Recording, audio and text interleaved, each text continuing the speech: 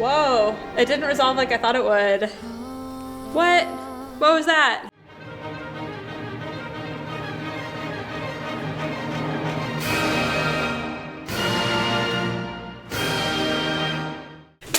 Solo artist Baek Yeon and a song from her EP Dear Me, which Baek Yeon says she wrote as a form of therapy after experiencing betrayal and disappointment. The song is a conversation with a boyfriend discussing the infinite loop of breaking up, getting back together, and breaking up again. Cut the loop! The song is composed by Mr. Cho. Mr. Cho. One composer, excellent. There's a singular vision. It's just like a relationship is a singular path through an infinite loop. Onwards. Don't get trapped in it. Don't get trapped in it. Ooh, right. accordion. I hear that every day. We're in Animal Crossing. This is great. That's swell!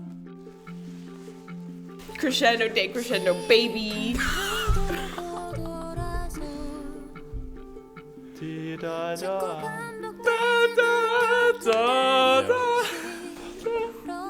What is that? Oh, Elgar. Yeah. It's Elgar. It's weird because I feel like I'm listening to like a Celtic lullaby or something, but it's like a little fast. Yeah. Is it a clock, I think? Tick, tick, tick. Yeah. Sounds like that too. I love her voice. It's so gentle. I love when the strings just kind of feather in. Effortlessly and float and above then everything else. Yeah, they just kind of fill in the soundscape.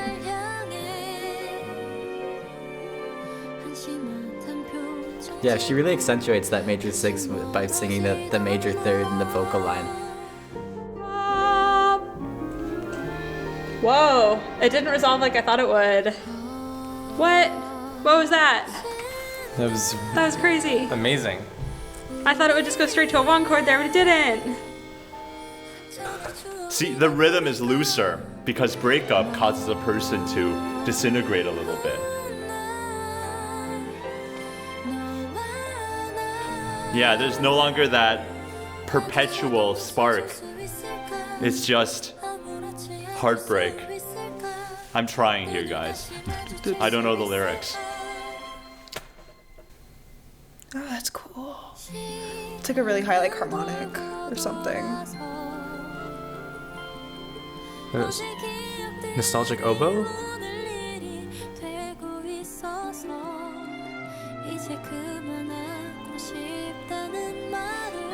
I love Liana. It sounds like Brahms. I lied. It's not a metronome. It's a clock. Oh, well, they both signify time passing. Well, like the first one could be a metronome. This could be a clock. But...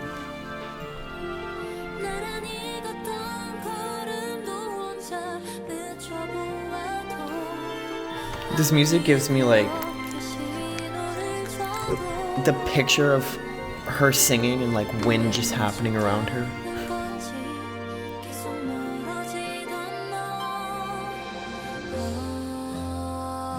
Just that This cello descant vocal. ostinato. Also, yeah, that too. Just nice, a lot of nice laying. Based on my interpretation, this is the second breakup, and she's going through it with a more militant and courageous attitude. And there's some horn. Might be real. I don't know. It sounds like sparkles and just like spring. This is nice. Right back to the beginning.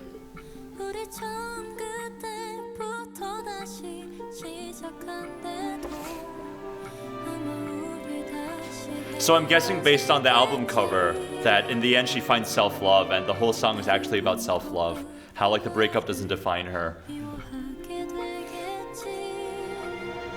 Another string swell. Please, one more. Oh.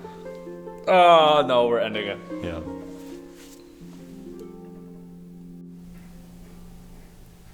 Ooh. Like that's just like a beautiful ballad. Like that's just amazing. I love it. What made it so good? The different like layering of, you know, starting with harp and the like clock ticking or just a metronome sound, is very like open, and then we had like all these big swells to big climaxes of like emotion, and she's emoting, and you know, you don't even have to understand the lyrics to like know what she's talking about. And like, because I feel like we've all been there, or at least we've all like watched movies where like, that's another thing, it was very like cinematically written. And how I can picture her like standing in like a really beautiful meadow, except it's like cold out, and then like gusts of wind are just like blowing around her and stuff. And I get like it paints a very vivid image for me, and I think that that's something really effective about her, the song. I'm sure when they're using these, they resolve from 5 to 6 a whole bunch, and I'm sure it's like on words where it makes sense to go to a sad place instead of a happy place. Do you want me to talk about what that means? So when you have a 5 chord, which is kind of, how would you describe a 5 chord to? It's like Builds you start at the anticipation. home key and then you go to somewhere, and that's usually the 5 chord. And then when you come back, you can either come back to the home key or you can come back to the 6 chord, which it sounds a little bit like the home key, but sad. It shares a whole bunch of notes, which is why it sounds similar, and they can pretty much be substituted. And then she goes to 6 a whole bunch, and I'm sure it's on words where she means for you to feel sad for her, or she's feeling sad. Well, I think that was really nice how they did that. Because 5 chords build that you can hear the resolution before they happen, and then when you put in that 6 chord, it's kind of like a nope. And that's kind of like how like relationships work in a sense. Like you get all this anticipation from like first dates and stuff, and then you start like thinking about your life with this person, and then they don't feel the same way one day, and then they're just like nope, and it's like a big 6 chord in the face. And so I think that, you know, that's like just awesome on her part. I liked that they played with a bunch of different instruments. I think you were mentioning Tchaikovsky, and I think a lot of those instruments were definitely sounds that Tchaikovsky loved a lot. Harp being one of them, like the superstar of the song. Also, very lush string chords, I think, is also sort of a staple of Tchaikovsky, and we got that a lot in the chorus of the song. And then also, you know, some woodwinds in there, some accordion, which is like by definition a schmaltzy instrument. Yeah. And then what we're supposing is a celeste, but could be a glockenspiel. So I think it's a really good combination of sounds, very romantic sounding. I thought this was actually, like, amazing. And this is why. Because I think it's like one of those songs that like they don't really, this is a song and we're gonna start playing it and you're gonna like it, bounce. You know, it was something, it was more like very personal, but at the same time there's so many like rich textures, and she had this incredible voice that sounded like soaring, you know, like that you're talking about. And there's so many awesome elements. There was like the clock ticking in the background, or it could have been a metronome the first time and then clock the second time, and the harp that kept continuously going with just that loop. It like had a nice message too. It just sounded very like positive and like open and like self-love-y. I don't know, that's the impression I got just from hearing it. I liked it, but it leaves me wanting a little bit. There is a very nice lift to a lot of the downbeats. Like you'd have like 3, 4 downbeat, and like those are great. I love when you could like, and then relax. Yeah, I thought it was nice. It was really pretty. I really liked her vocal quality. It was very gentle, and it seemed to kind of stay in a upper middle to floaty register. And she never really used much of her chest voice, but it was stylistically appropriate. Like we said, it was super cinematic. But it's, I guess, what you're saying, if you it's told me missing. that those were real violins playing, I would be very surprised because it sounds kind of like a MIDI file. So what you're thinking is, or you're saying is, the sound of the full orchestra was not as organic as it could have been. Yeah, exactly. For some of the dynamic swells and pullbacks, but and like even just the timbre, sustained right? notes, like just the sustained notes. Like if you had any violinist, like especially here, like if you put that in front of them and play that, they would just naturally vibrato and like kind of taper them out. Like we just naturally tend to taper those kinds of things, and like when you put that into a computer or you synth it, they don't usually like do like the nice taper at the end of long notes. And I think that would have added a lot of really nice musicality and just like a whole nother level. This reminds me of Hustle's Let Me In from Luna, because that song also has,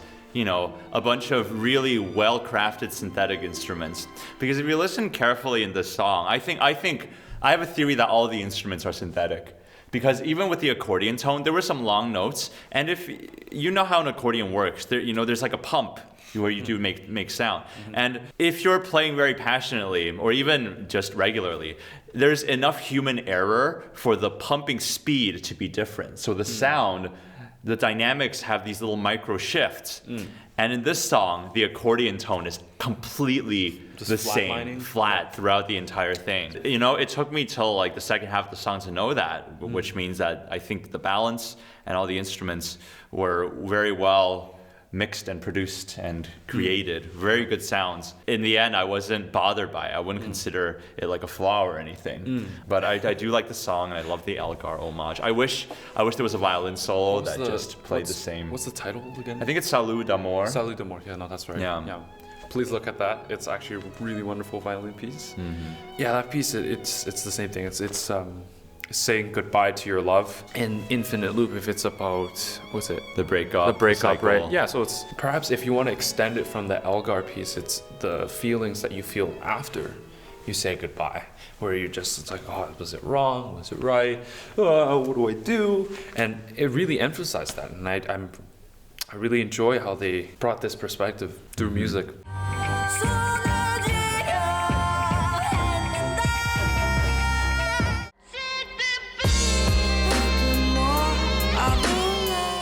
You're gonna get acne! Don't put your face against the carpet!